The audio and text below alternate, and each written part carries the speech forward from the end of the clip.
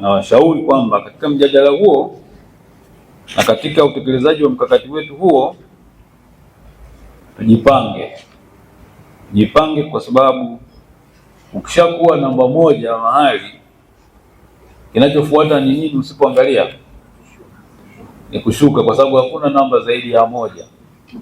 Kwa hiyo inabidi kupambana ili kubaki katika namba moja, na kutoka kwenye ile 4 tupandishe nayo tufike 1, na kutoka katika ile 25 angalau tufike namba 10.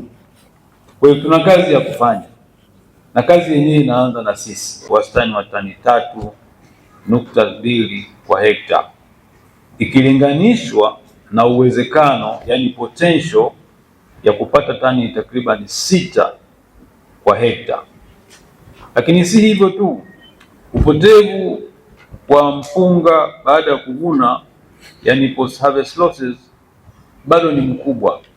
Tunazungumzia takriban 25%.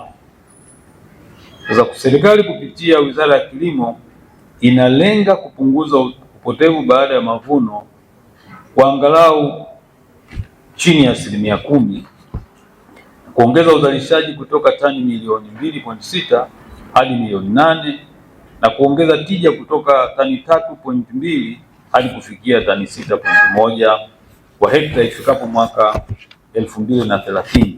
Kwa zao la mpunga tumeanza mahususi katika upande wa masoko, kuhakikisha kwamba tunaimarisha masoko ili yaweze kuvutia uwekezaji katika uzalishaji. Na katika eneo hili COPRA imeanza kufanya usajili na kutoa leseni kwa wafanyabiashara, na lengo ni kuwatambua. Tutakapowatambua, basi COPRA itaweza kuwasimamia katika utekelezaji wa shughuli zao, ikiwemo kuhakikisha uzalishaji wa bidhaa zenye ubora, lakini pia biashara yenye uwazi.